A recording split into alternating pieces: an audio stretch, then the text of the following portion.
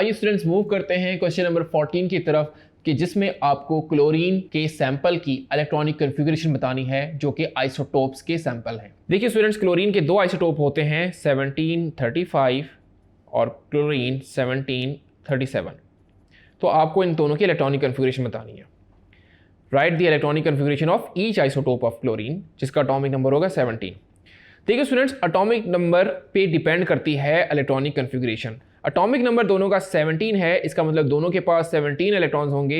It means दोनों की electronic configuration similar होंगी। तो मैं लिख सकता हूँ दोनों की इलेक्ट्रॉनिक कन्फिग्रेशन सिमिलर होंगी। मैं एक की आपको लिख देता हूँ 1s2 2s2 2p6 3s2 3p।